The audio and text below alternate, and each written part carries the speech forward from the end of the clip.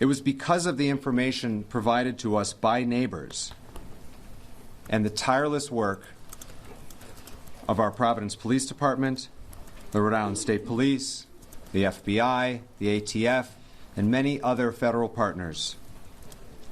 The incredible prosecutorial advice and guidance that we received from the Attorney General's office. We all worked well together to be able to identify this suspect. I know we will have a lot of questions still, and we will continue to work to get those answers.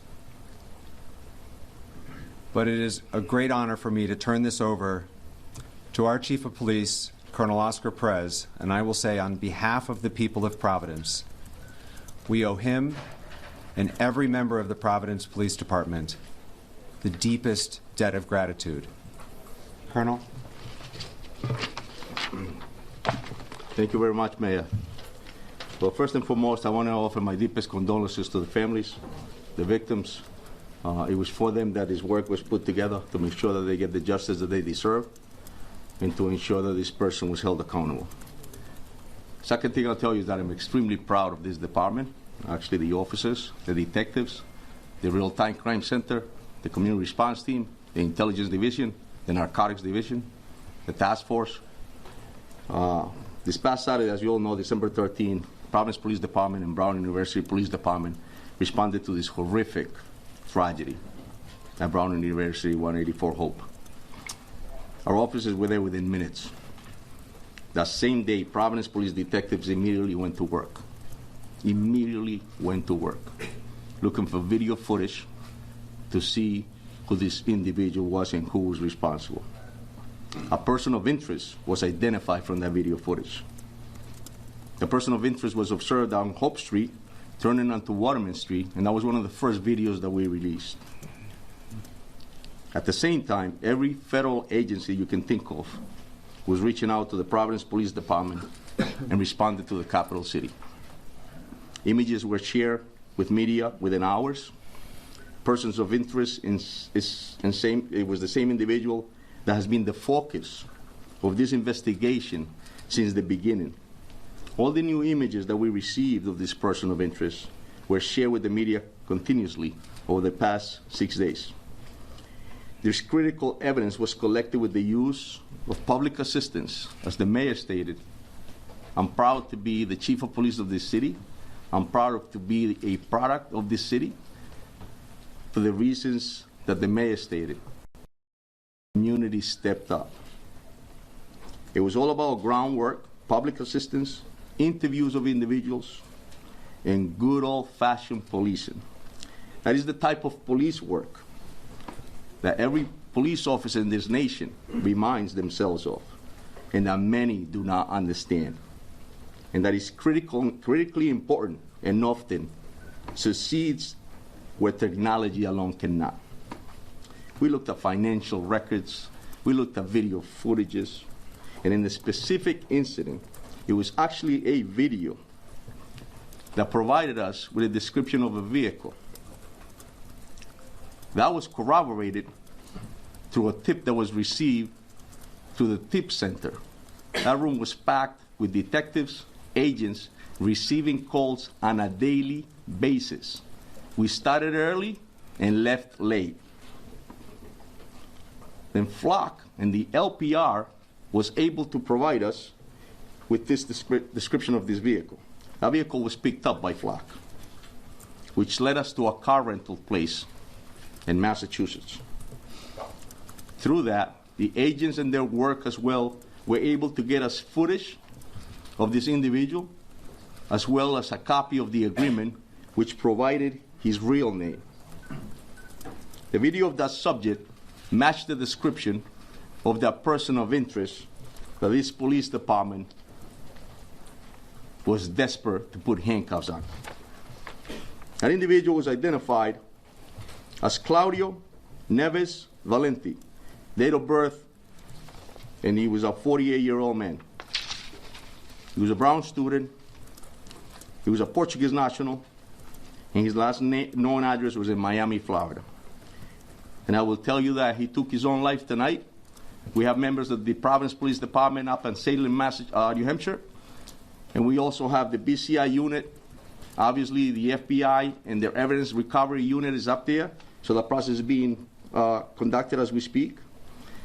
And it goes without saying that I would like to personally thank the efforts again of the Providence Police Department, the Rhode Island State Police, the Rhode Island Attorney General, the FBI, the ATF, HSI, the U.S. Marshals, IRS, DEA, Secret Service, and NCIS. There is no way that we could have done this by ourselves. In this nation, when horrific incidents like this happen, law enforcement steps up. Thank you very much. Thank you, Colonel. General Romano. Thank you. Thank you, Mayor.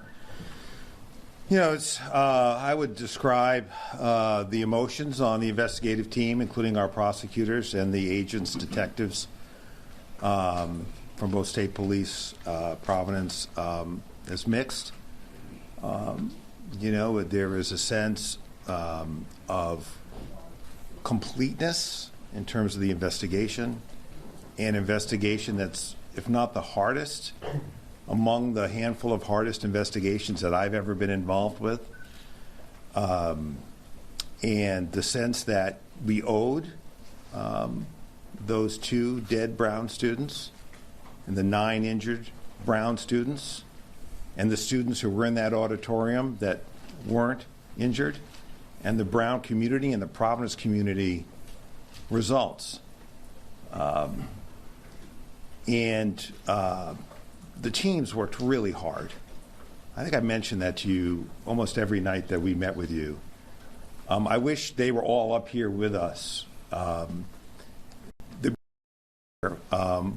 it was remarkable to see the cooperation between the FBI agents, the ATF agents, the HSI agents, the Providence police detectives, the state police detectives, our prosecutors.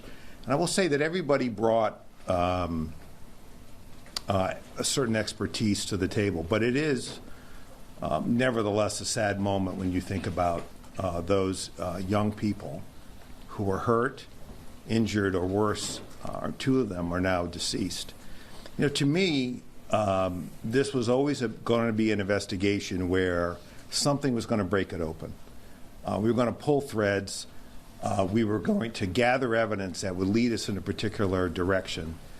And I will say that if we were with you less than, well, I guess now more than 24 hours ago, we had that picture of that second individual. And I would say within an hour, no more than 2, I think it was under an hour, that person came forward to 2 Providence police officers over on the east side and said he had information, that he was that person, and he had information that could help this case.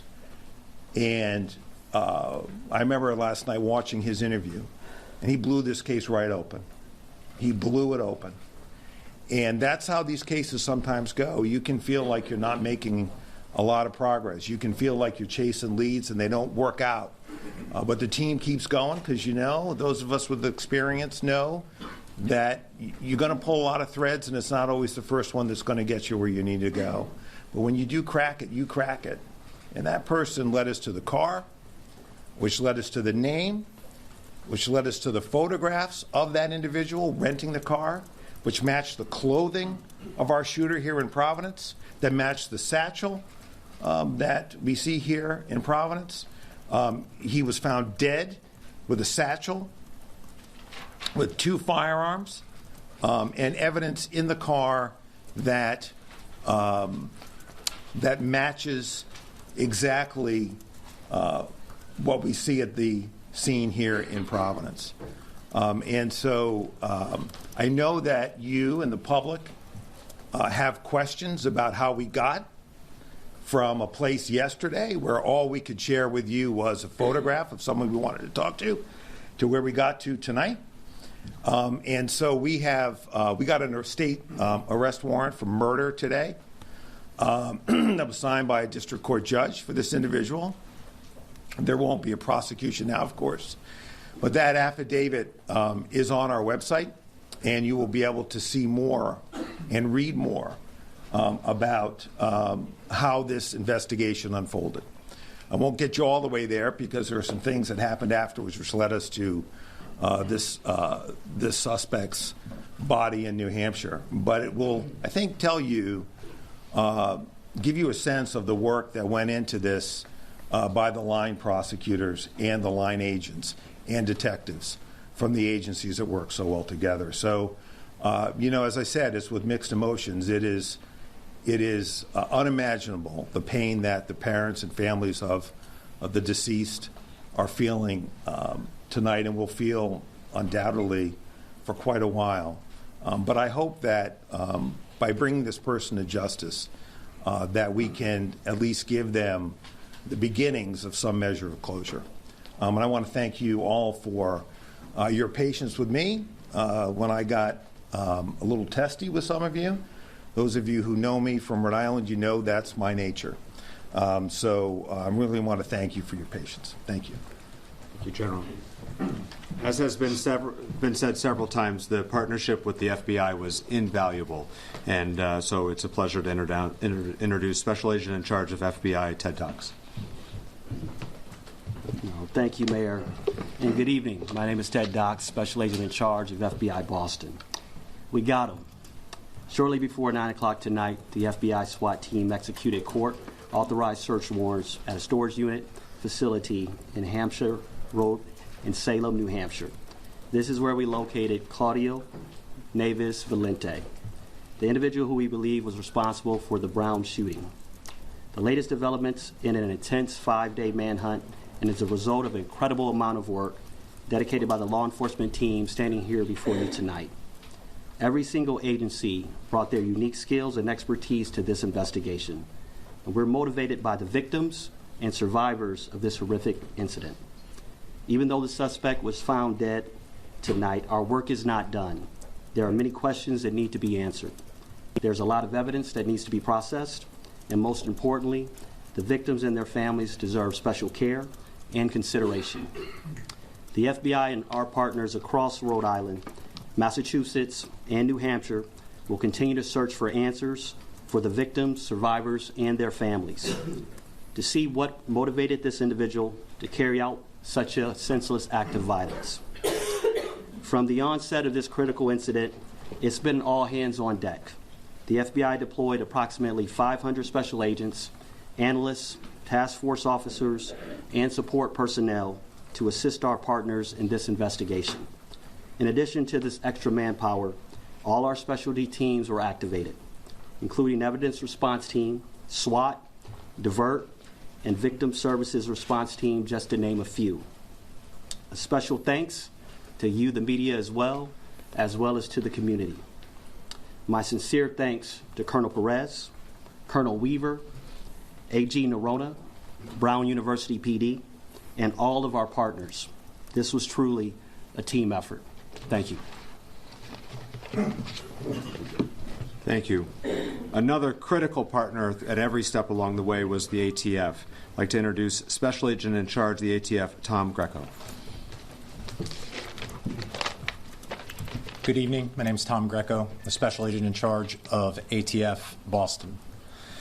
From the moment 911 reports of the shooting at Brown University came through, there's been an around-the-clock effort to identify the perpetrator and to protect the community. The men and women of ATF, including our special agents, our intelligence research specialists, and our support personnel, have been proud to support and be part of that effort, leveraging our unique experience, dedicated investigators, canine handlers, and crime gun intelligence technology such as NIBIN, the National Integrated Ballistics Information Network, to compare ballistic evidence, and our other available tools to support the investigation, and to help identify Claudio Neves Valente as the individual that we believe was responsible. ATF's mission, first and foremost, is to protect communities from violent crime.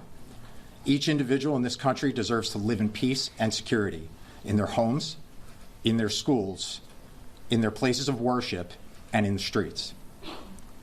The actions of Claudio Neves Valente stole that right and terrorized the community. I'd like to emphasize to the public was a highly dangerous individual capable of extreme violence. And we are happy to have been part of this investigation and proud to have worked with our partners to identify him and see this through. Thank you very much. Thank you very much. From the very outset on Saturday, from our first press conference in the fire station to today, Rhode Island Governor Dan McKee has been by Providence's side every step of the way. The City of Providence is incredibly grateful for the governor's support, the state police, not just their assistance with the investigation, but in supporting the broader community. It's a pleasure to introduce Governor Dan McKee. Thanks, Mayor, and clearly your staff, I feel the same way with the team that you have, that able to assist. And as a former mayor, many of here in the audience know that I've been a mayor, some don't, but I empathize and sympathize with the position that you were in and the fact that you needed people to follow the lead of the Providence police and to partner in with some extraordinary people, whether it's with the FBI or the ATF, and of course our state police as well. From the very beginning, my thoughts as a dad was with the families who suffered from the shooting. The unthinkable happened in our state. The unthinkable happened in Providence. The unthinkable happened at Brown University. And we're going to be forever changed. But our commitment from the state level is to continue to support Providence, Brown, and the people of the state of Rhode Island in the recovery. That's going to take a great deal of time. But I do say this. The professionalism that I saw in the law enforcement should make everyone that lives in our state and beyond our borders feel very safe. These things happen, but it requires some professional help in law enforcement to bring it to the conclusion that we've been able to bring it to. So, Colonel, thank you, everybody involved. And again, we will stand with Providence and Brown University and the people of the state of Rhode Island to provide the help that will be needed in the recovery in a trauma like this. Thank you, Governor. Throughout the year, the Rhode Island State Police is an incredible partner to Providence, but during this investigation, their support was invaluable. I introduce Colonel of the State Police, Colonel Weaver.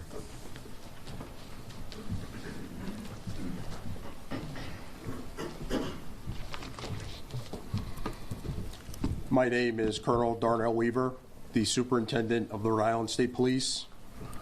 I want to begin by recognizing the excellent and exceptional efforts of the Providence Police Department and Colonel Oscar Perez. From the very first moments of this investigation, the Providence Police Department has worked collaboratively and relentlessly day and night on this investigation while protecting our capital city. Their detectives followed facts, developed evidence, and pursued every credible lead. Colonel Perez's leadership has been steady and decisive, focused on identifying the person responsible for this tragedy. As always, our troopers stepped up, working shoulder to shoulder with the Providence Police and our local, state, and federal partners. I want to give particular recognition to our detectives, whose diligence and dedication contributed to this investigation. Our detectives and division leadership operated as a unified team, sharing intelligence, resources, and expertise. This has truly been an all-hands-on-deck investigation, as virtually every trooper has taken extra shifts to help support the efforts in Providence, and I have never been prouder to be a member of the Rhode Island State Police. This year marks the 100th anniversary of the Rhode Island State Police, and this case stands out among one of the most challenging in our state's history. The sheer volume of digital evidence, the complexity of the investigation, and the intense public interest played an extraordinary demands on everyone involved. Despite that pressure, investigators remain disciplined, methodical, and focused on facts.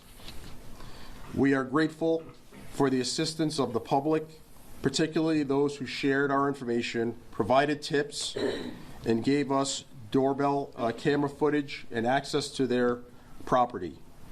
We are also thankful for the ongoing support of Rhode Islanders. We know that you have been with us through this entire investigation. I also want to be very clear about something else. Criminal investigations are grounded in evidence, not speculation or online commentary. The endless barrage of misinformation, disinformation, rumors, leaks, and clickbait were not helpful in this investigation. Distractions and unfounded criticisms do not support this work. They complicate it and threaten to undermine the justice we seek for the victims and the grieving families. Despite these challenges, good police work prevailed, and we have lessons that we can bring forward from these long days ahead. To the Brown University community and the people of Rhode Island, be assured that this case reflects the law enforcement community and what we are capable of, and that we are committed to this state. We will continue to support the victims and the broader community as the healing continues. Thank you. Thank you, Colonel. Providence is so proud to be home to Brown University, and we are committed to working together with them in the future as they help heal their community as we do our broader Providence community. We continue to give condolences to the deceased and our prayers to those who are recovering. The leader of Brown has been a great partner through this whole process. I'd like to introduce President Christina Paxson from Brown University. Thank you. You know, nothing can really fully bring closure to the lives that have been shattered over the past week, but this may allow our community to move forward and begin a path of repair and recovery and healing. I want to thank the dedicated law enforcement agencies that have worked so tirelessly on this case, really around the clock, as well as our neighbors and others who participated in giving tips and helping with the investigation. We hope that this outcome tonight brings an increased sense of safety for our community at Brown and in the surrounding area. This has been a period of great fear and anxiety for many people, and now perhaps some form of relief. Truly, this week has been devastating for our community in a number of ways, including the experiences that members of our community have had with being targeted by online rumors and accusations. And I hope that this development also means an end to this truly troubling activity. So we remain focused on the safety and security of our community and in support for the victims of this senseless violence. Now, we know the public and our own Brown community members will want to know more about the individual now identified by law enforcement as the suspect in last weekend's shooting. And we can confirm the following to the best of our knowledge, based on our review in the very short time since law enforcement authorities made us aware of this development. And we provided this information to law enforcement as they build their case and wrap up the investigation. So Claudia Manuel Neves Valente was enrolled at Brown from the fall of 2000 to the spring of 2001. He was admitted to Brown's graduate school to study in the Master's of Science PhD program in physics, beginning on September 1st, 2000. And he took a leave of absence effective April 2001 before formally withdrawing effective July 31st, 2003. During his time at Brown, Nueves Valente was enrolled only in physics classes, The majority of physics classes at Brown have always been held within the Barris and Hawley classrooms and labs.